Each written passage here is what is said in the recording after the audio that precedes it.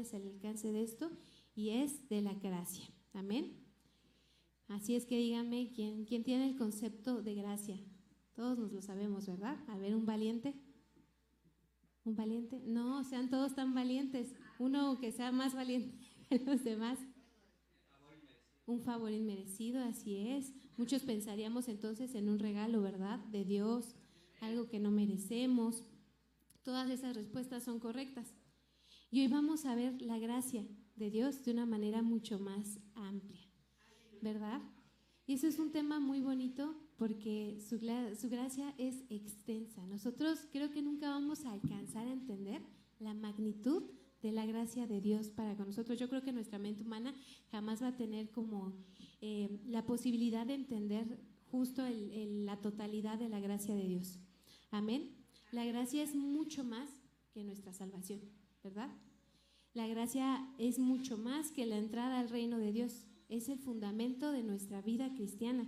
Es la fuerza que nos sostiene y un poder que nos transforma, ¿verdad? Y será la gracia la que, si Dios quiere, un día nos va a llevar con la presencia de nuestro Dios, ¿verdad? Dice entonces aquí en este versículo al final: acerquémonos pues confiadamente al trono de la gracia para alcanzar misericordia y hallar gracia para el oportuno socorro. Aquí en Hebreos pues no nos dice acuérdense que un día fueron salvos por gracia, ¿verdad? No dice acuérdense que un día los salvé por gracia, no, dice que nos acerquemos confiadamente, ¿verdad? ¿Qué significa acercarse confiadamente? Y aparte de eso, no solo es un acontecimiento que ya pasó, o sea, Dios tuvo gracia para conmigo y hasta ahí se quedó, ¿no? No, es un lugar al que Dios nos invita a acudir todos los días. Y es la idea central de esta enseñanza, hermanos. La gracia no solamente nos salva, la gracia nos sostiene todos los días de nuestra vida. Entonces decíamos que la gracia es ¿qué? Un favor inmerecido, ¿verdad? Nos decía Sergio. Algo que se da de buena voluntad, un regalo generoso, una bondad otorgada sin mérito, ¿verdad? La gracia consiste en que Dios nos dio aquello que nosotros jamás hubiéramos podido obtener por nosotros mismos. Y tenemos que entender que la gracia no está ignorando el pecado. No significa entonces a este punto que si Dios ya nos salvó por gracia, pues podemos hacer lo que queramos, ¿no? Pues ya somos salvos, ¿no? Tampoco Dios hace como si no hubiera pasado nada, como si el pecado no hubiera existido, eso tampoco, porque Dios es justo, sigue siendo justo y será justo siempre. Entonces, hasta este punto, nosotros fuimos salvos por gracia, ¿verdad? Por un favor inmerecido. ¿Eso quiere decir que el pecado ya no importó? ¿Qué pasó con el pecado? ¿Quién pagó por ese pecado? Jesús, ¿verdad? Como nosotros no podíamos pagar esa deuda que aún teníamos por el pecado, alguien la tenía que pagar, ¿verdad? ¿Y quién lo hizo? Jesús, ¿verdad? Entonces, hoy quiero que vengan con mucha imaginación. Vamos a pensar que un día les llega un requerimiento del banco. ¿Quién tiene deudas hoy? No todos, pues algunos no tendrán, otros sí tendremos, pero nos llega un requerimiento del pago y nos dicen que debemos millones de millones.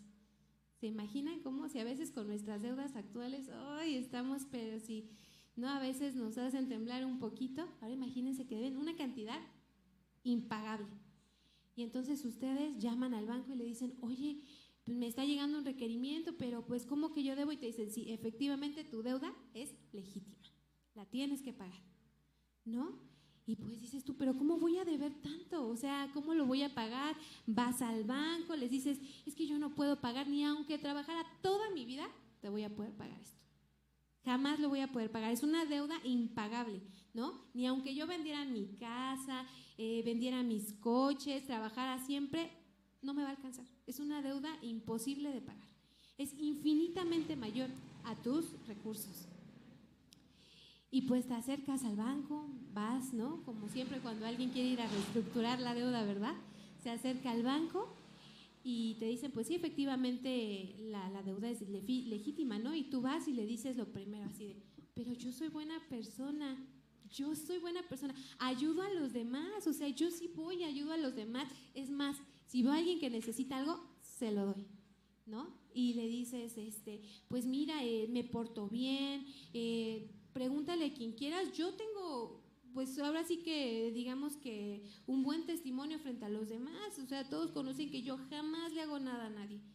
Y el del banco te dice, pues, qué padre, pero la deuda sigue estando ahí, ¿no? O sea, la deuda no se ha ido. Tú podrás ser la mejor persona en el mundo, pero tú sigues debiendo.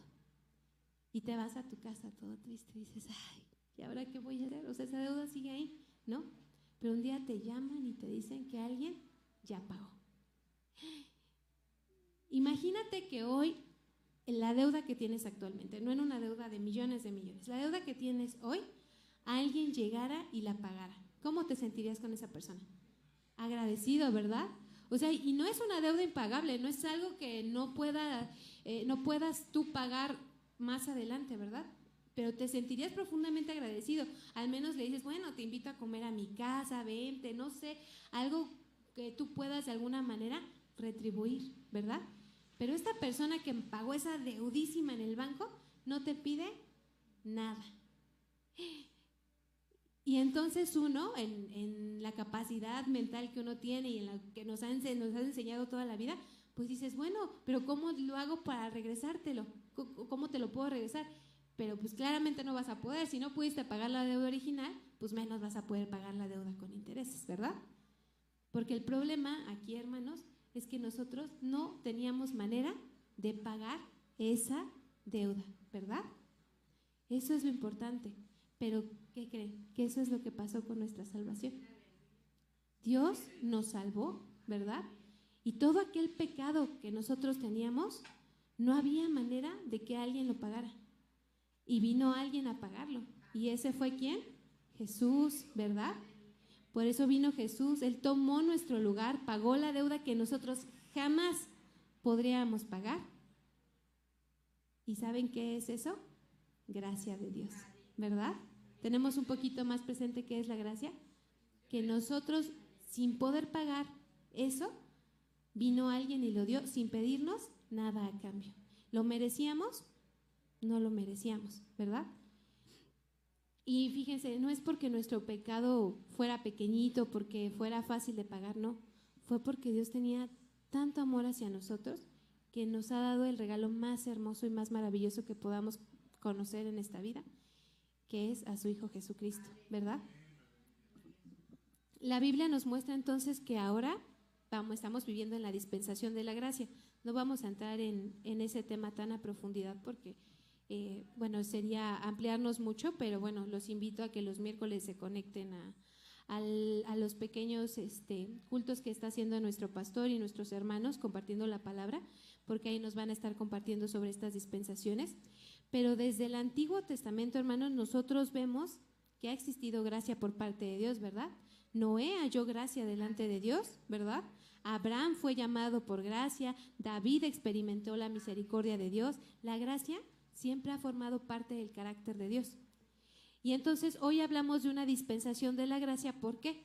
Porque ya este evangelio, esta herencia que tenía el pueblo de Israel, ya no solo les corresponde a ellos.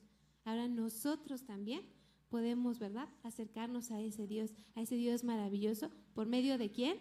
De Jesucristo. Hoy no necesitamos un sumo sacerdote, ¿verdad?, que entre una vez al año al lugar santísimo a que ofrezca un sacrificio, ¿por qué no? Ya hubo un mediador entre nosotros y el Padre, quien pagó toda esa deuda, y fue Jesucristo, ¿verdad? Y abrió el camino con su sangre.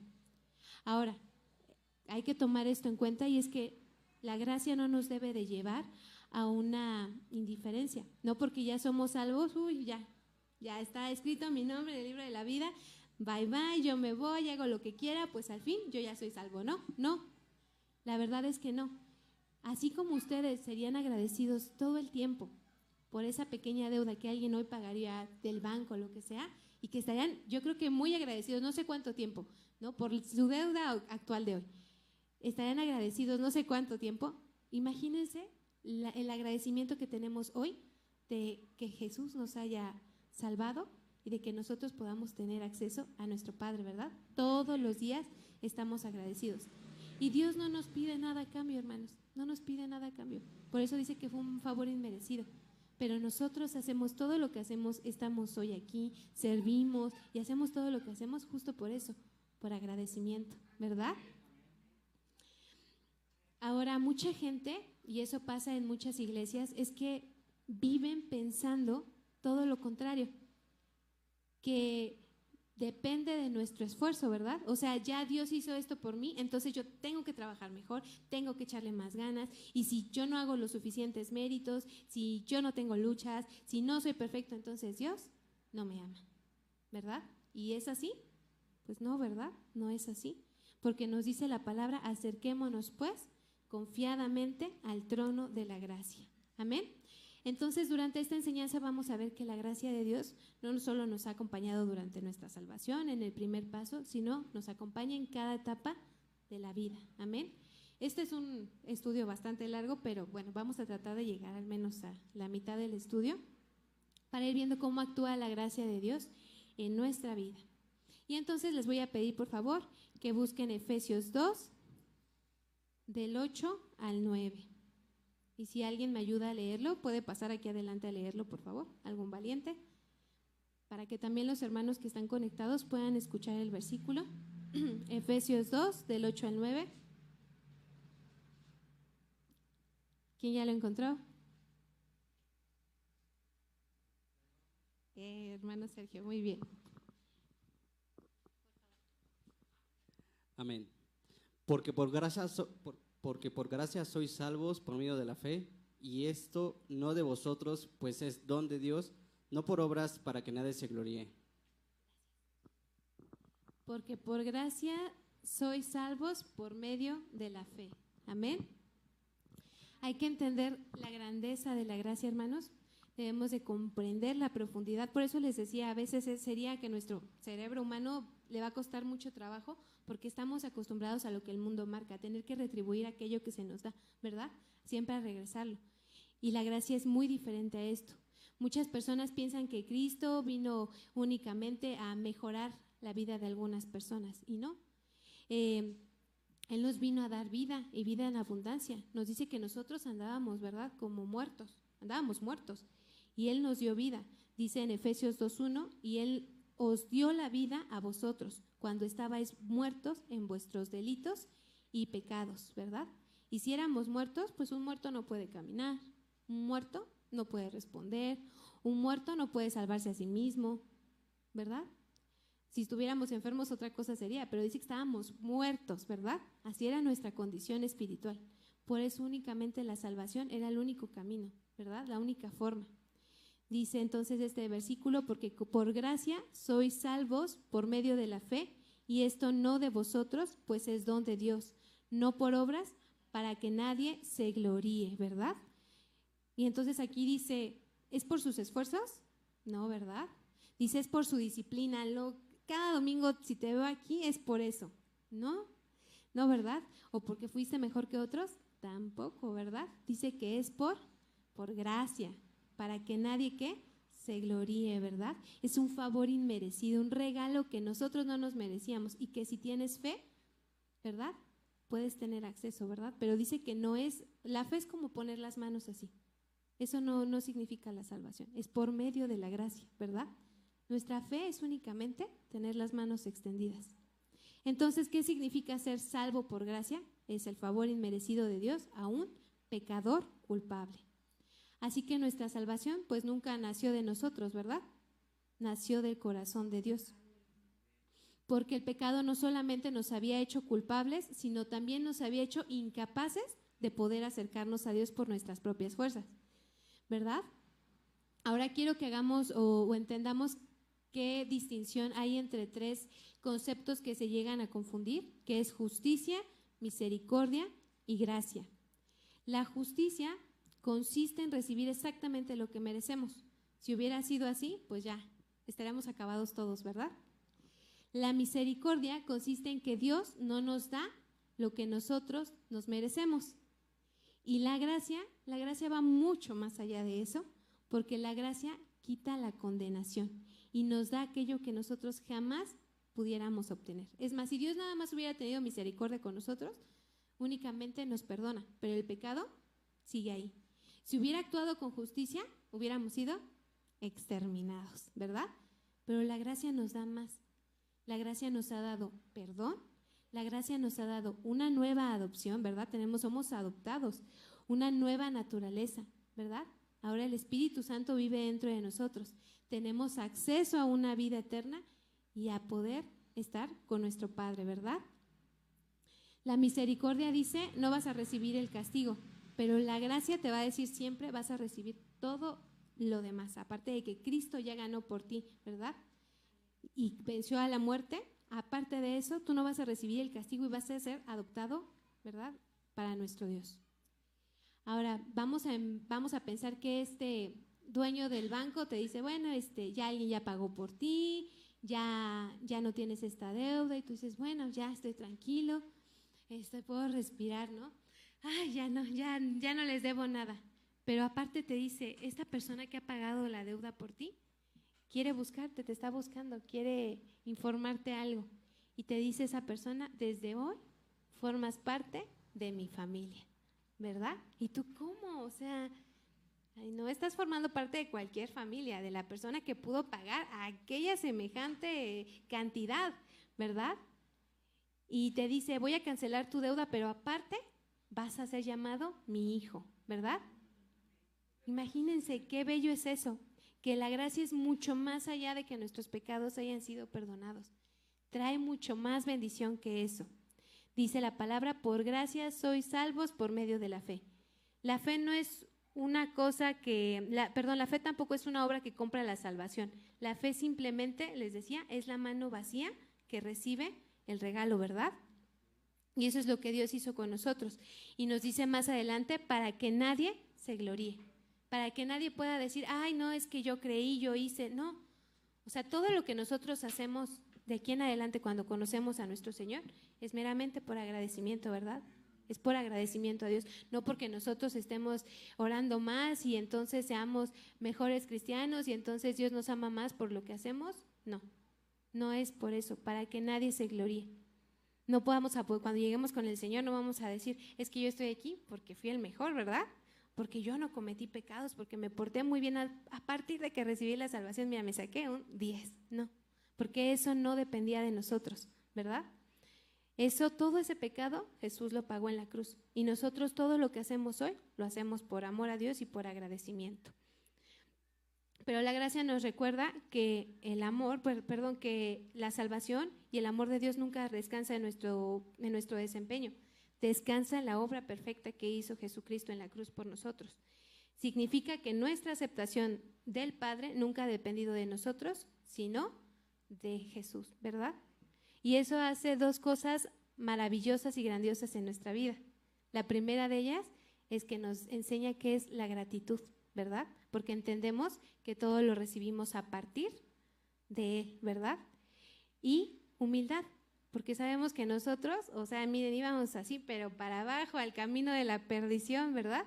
Y entonces sabemos que nosotros no nos merecíamos nada y que aún así alguien tuvo tanto amor para nosotros, que es nuestro Dios, que nos salvó, ¿verdad? Y venimos al siguiente punto, en este Padre que ya no solo nos ha salvado, no solo quitó el pecado, pagó la deuda, sino también que nos adopta. Y este es el segundo punto, la gracia que adopta. Entonces les voy a pedir que por favor busquen Primera de Juan 3:1. Y si alguien viene y me ayuda a leerla, por favor, Primera de Juan 3:1.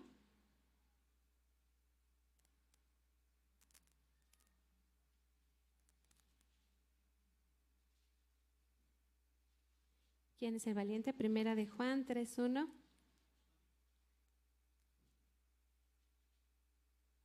No se amontonen, hermanos, nada más quiero uno. Amén. Gracias, pastor.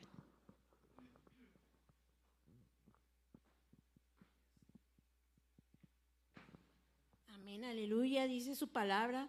Mirad cuál amor nos ha dado el Padre para que seamos llamados hijos de Dios. Por eso el mundo no nos conoce, porque no le conoció a Él. Amén.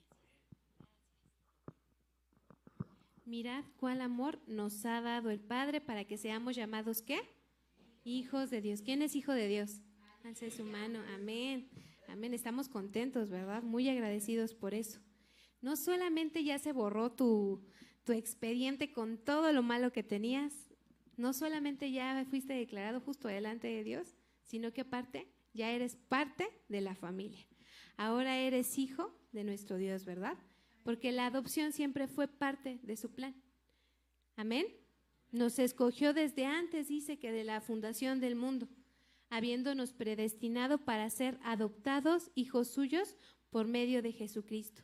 Y esto no suena como que sea una idea de último momento, ¿verdad? Suena como que ya desde hace mucho tiempo nos tenía, ¿verdad?, en mente. Eso significa que cuando Dios nos salvó, pues no estaba resolviendo un problema. Él ya tenía un propósito en cada uno de ustedes, en mí. Fíjense que la adopción, como lo menciona en Hebreos, no era cualquier cosa. Si hablábamos del contexto en el que se encontraban en el Imperio Romano, la adopción era algo bastante importante. De hecho, los adultos podían adoptar adultos y ahí ocurrían bastantes cosas. Entonces, para cuando los hebreos estaban leyendo esta epístola, pues era algo importante porque ellos tenían perfectamente, estaban muy conscientes de lo que significaba la adopción. Es decir, cuando alguien te adoptaba, todas tus deudas iban a quedar canceladas. Tu antigua identidad, tu nombre, quién eras, desaparecía. Eras una nueva persona.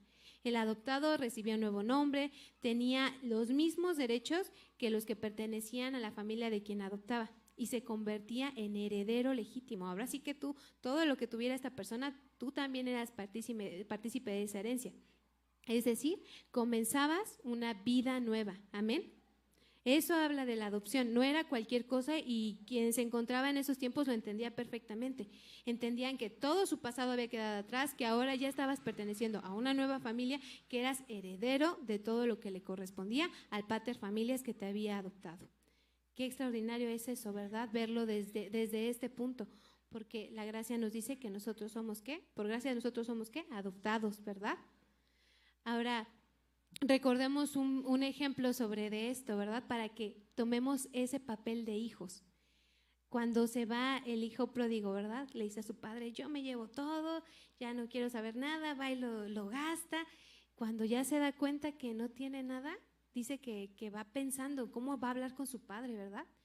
Y dice que va así como de, y le voy a decir esto, y le voy a decir el otro. Y él entonces pensaba en ser como uno de los jornaleros, como uno de los sirvientes. Él decía, si tan solo me da oportunidad de ser, ¿no? Ya no ser llamado su hijo, ser pues al menos uno de ellos, ¿no? Porque viven incluso mejor que yo, ¿no? ¿Y cuántas veces nosotros vivimos con esa mentalidad?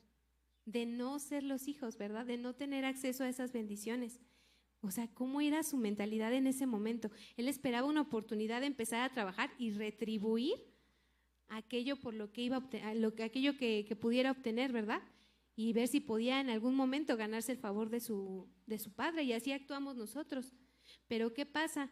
Cuando llega el padre, ¿qué dice que hace el padre? Corre hacia él, dice que lo viste, le da un anillo, sandalias y prepara un banquete, ¿verdad? ¿Y qué dice? Mi hijo ha vuelto a casa, ¿verdad? Amén, ¿verdad? Porque la relación que tenía ese hijo con su padre, pues nunca iba a depender de sus méritos, ¿verdad? Nunca dependía de sus méritos. Era del amor de su padre, era por el amor de su padre. Amén, dependía del amor de su padre. Entonces nosotros pues no hay que pensar de esa forma, hay que actuar, vivir todos los días como hijos de Dios. Amén. Y entonces, pues, bueno, si esta semana tú piensas, hoy no oré suficiente, seguramente Dios está decepcionado de mí, ya fallé, ya no me voy a acercar, o volví a fallar, pequé. La Biblia nos enseña que nosotros nos podemos acercar, ¿qué? Confiadamente al trono de la gracia para hallar gracia y oportuno socorro. Pensemos como hijos, ¿verdad? ¿Cómo entra un hijo a su casa? Con confianza, ¿verdad? Abre el refri, sabe dónde están todas las cosas, ¿verdad? No anda así como de, ay, puedo pasar. No, dice que entra confiadamente, ¿no? Así nosotros, hay que entrar confiadamente ¿verdad? Al trono de la gracia. No somos invitados, somos hijos de Dios. Entonces hay que tomar eso y no vivamos como visitantes, como aquellos que de repente están y no están. No, vivamos como hijos ante su presencia, acercándonos con confianza. Algunas personas sirven con miedo, ¿no? De que si no sirvo, si no oro, si yo no hago esto, si no hago el otro, pues Dios no me va a aceptar, ¿verdad? ¿Y qué pasa? Que el Evangelio nos recuerda que eso no es lo que tenemos que hacer.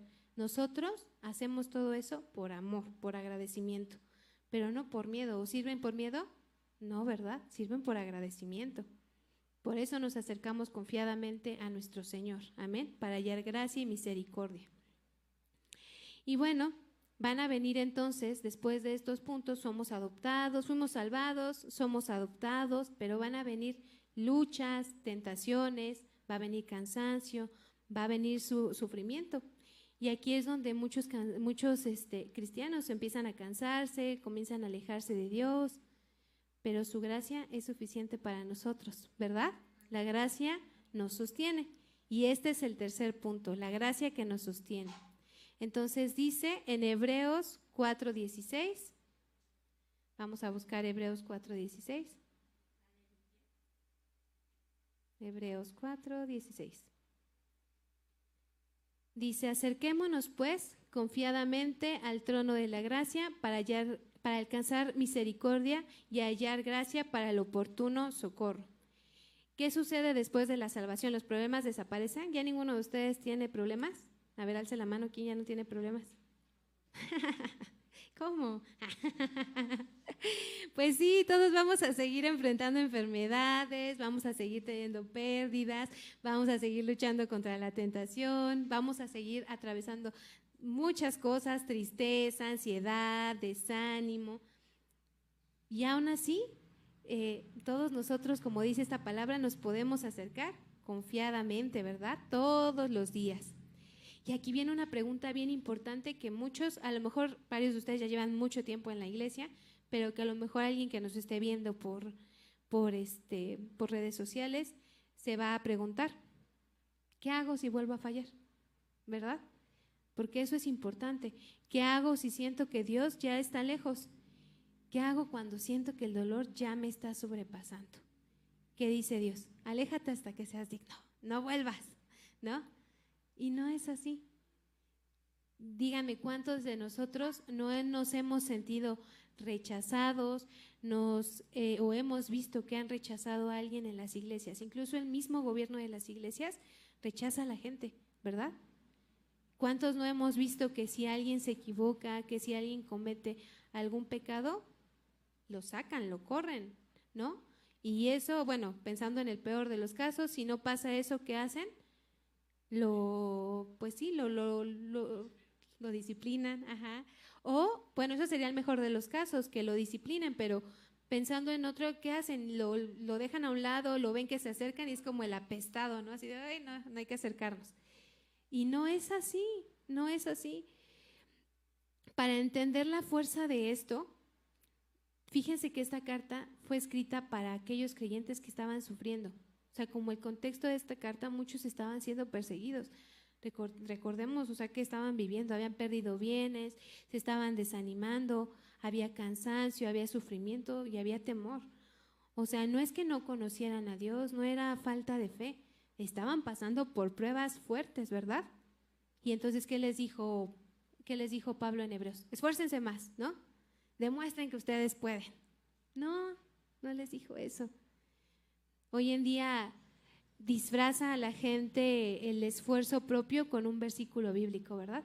Luego ponen, todo lo puedo en grande, gigante, y hasta bajito en letras chiquitas, en Cristo que me fortalece, ¿verdad? Y disfrazan la palabra así, pero siempre es este esfuerzo propio de yo todo lo puedo, yo puedo, y eso lo van a ver en 1,000,000 de propagandas. Tú puedes, tú hazlo, lógralo, sí eres... Y a veces lo disfrazan con la palabra para que se vea espiritual, ¿verdad? Pero no es así. Así no es. No nos dice la palabra, esfuércense más, sean más fuertes, demuestren que ustedes pueden solos, ¿no? Dice, acércate al trono de la gracia, ¿verdad? Cuando pensamos en un trono, pensamos en juicio, pensamos en autoridad, pero nos dice además el trono de la gracia, porque Él quiere extendernos de ese favor inmerecido. Porque en un lugar donde había condenación para el pecador arrepentido, aquí hay un lugar en donde nosotros podemos hallar gracia, misericordia y ayuda, ¿verdad? Amén. Podemos encontrar libertad, seguridad, certeza de que seremos recibidos por Cristo. Obviamente esto no significa que todos podamos hacer lo que queramos y vamos a hacer una vida pues de pecado, no. Pero bueno, a ver, aquí hay como un ejemplo. ¿Qué pasa cuando un bebé va caminando hacia su padre? ¿Lo han visto por primera vez cuando está dando sus primeros pasitos? Díganme, camina de volada y llega el papá. Se cae, ¿verdad? Se cae. Y entonces, ¿qué va a hacer el padre? Ya no te quiero ver. No, le va a decir, ya no te quiero ver. No, te caíste, hay que hacer otro bebé porque este se cayó. No va a hacer eso, ¿no? ¿Qué hace? El bebé se levanta y a los primeros brazos a los que acude son a los del padre, ¿verdad? Obviamente no te está diciendo que peques, dice del pecador arrepentido, ¿verdad? De aquel que ya es consciente de su pecado, se arrepiente. Arrepentirse es no querer volver a hacer, a repetir lo que pasó. ¿Amén? Así pasa. Muchas veces en nuestra vida va a pasar que alguien va a fallar, como decía Johan, ¿no? A lo mejor te van a disciplinar. Va a haber un cierto proceso en tu vida en que vas a ir cambiando, porque obviamente no viene a la iglesia el que está sano. ¿Quién viene a la iglesia? El que está ¿qué? El necesitado, ¿verdad? Cuando alguien va al hospital van los sanos, te dice el doctor, no venga ya hasta que esté curado. Pues no, vas al hospital cuando estás enfermo porque necesitas ser sanado. En la iglesia estamos igual, venimos aquellos que necesitamos de Dios, ¿verdad?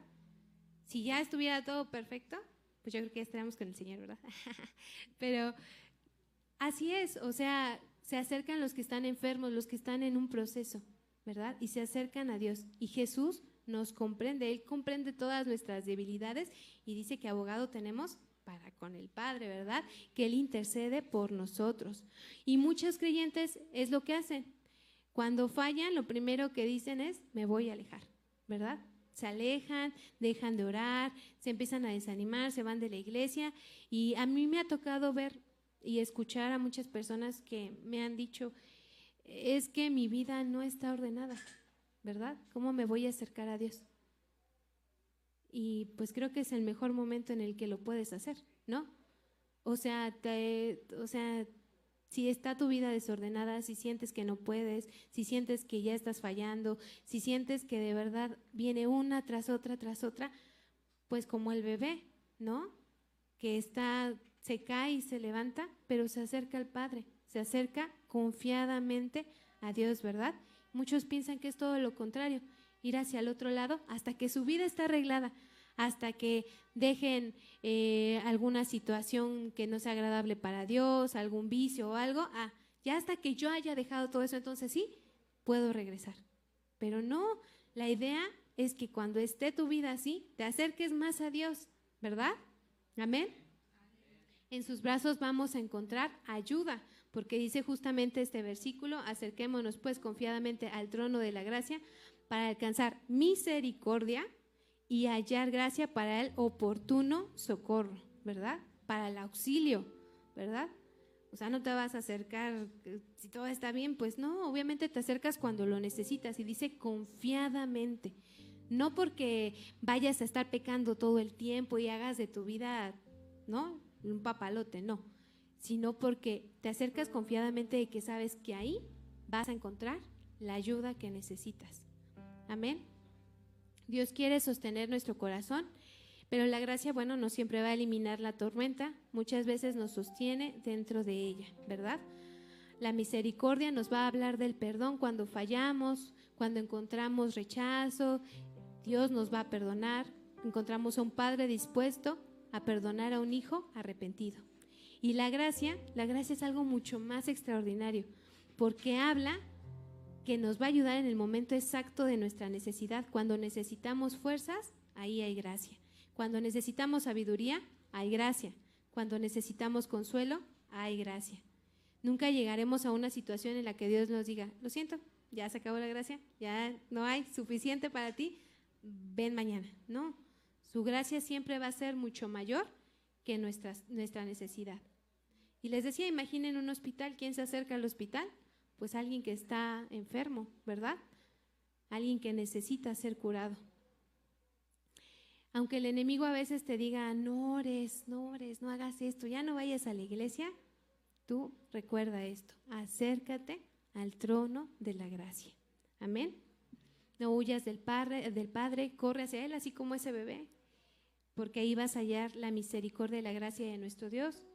La gracia no solo nos sostiene para que resistamos las pruebas, hermanos, sino también produce un cambio profundo en nosotros. No nos deja de la misma manera, porque la gracia, como vimos, nos salva, nos adopta, nos ayuda en las pruebas, pero es algo también bien importante y es algo con lo que pues yo creo que vamos a cerrar porque este es un estudio muy largo.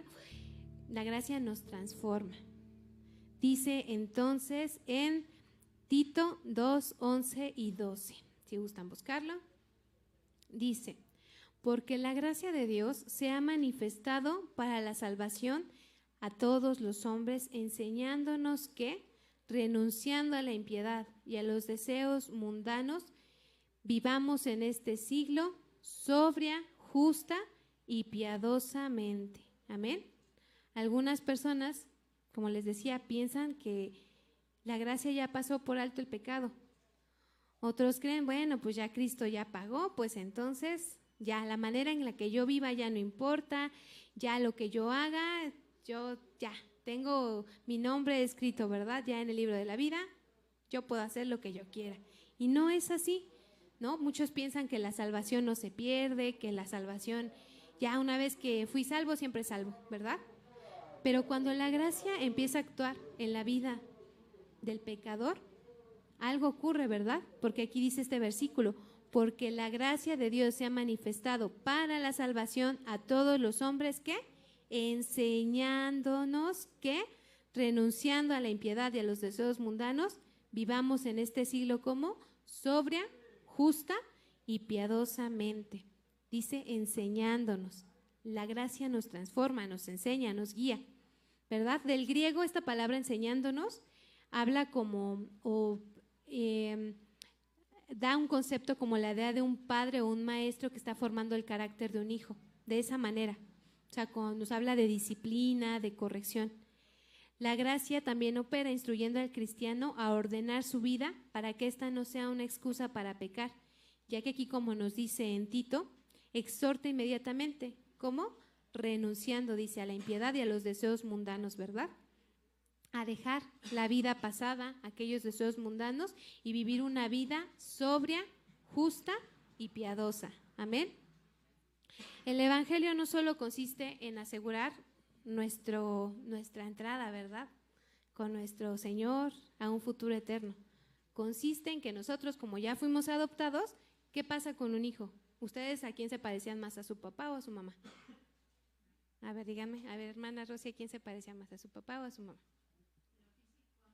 A su papá, ¿verdad? Yo igual a mi papá. ¿Ustedes a quién se parecen más, a su papá o a su mamá? No contesten todos. Nos parecemos a un padre, ¿verdad? A alguien nos parecemos más, a otro menos, pero nos parecemos a nuestros padres, ¿verdad?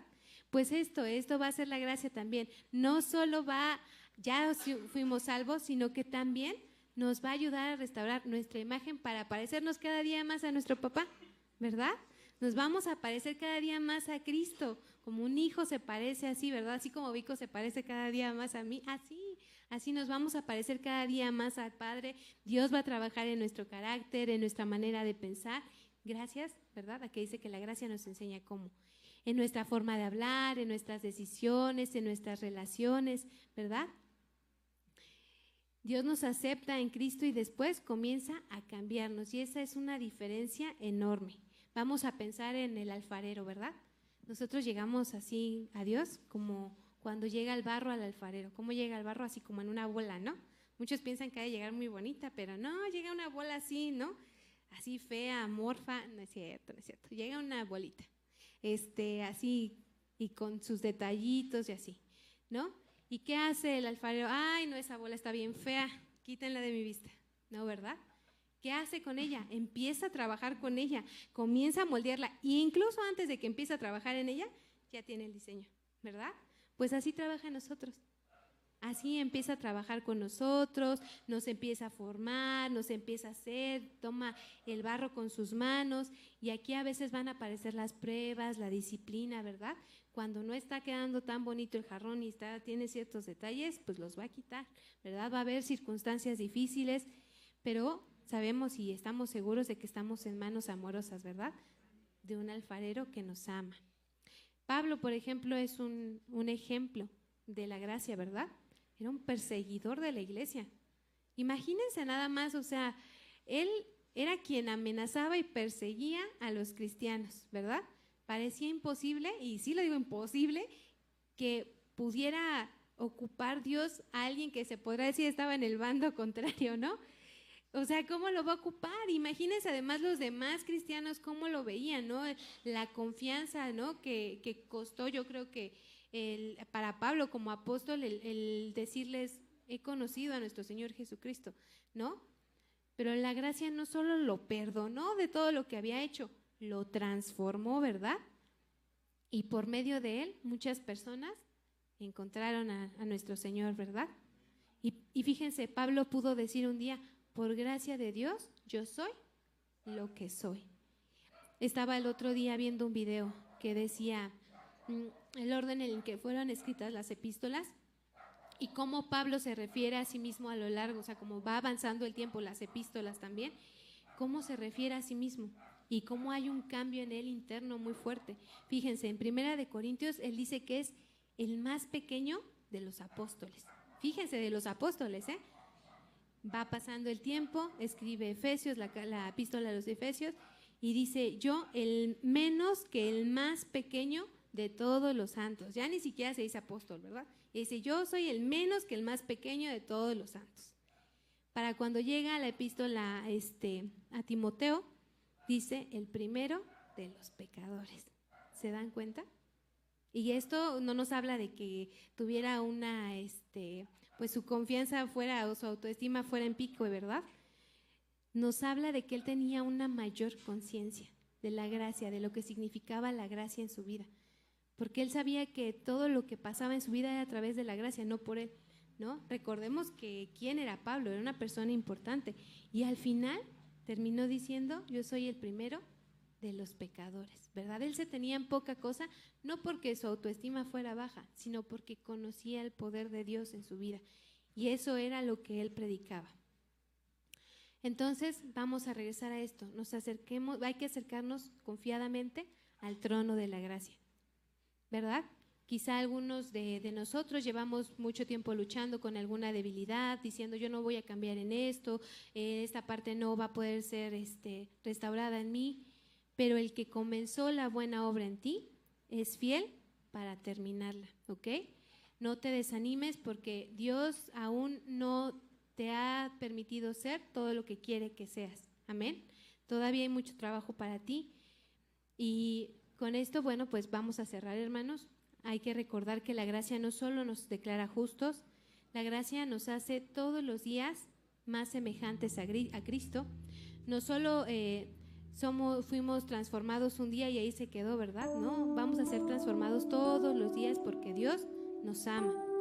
Y cuando entendemos esto, el amor tan grande, la gracia tan maravillosa que Dios ha tenido para con nosotros, es increíblemente difícil no estar agradecidos, ¿verdad?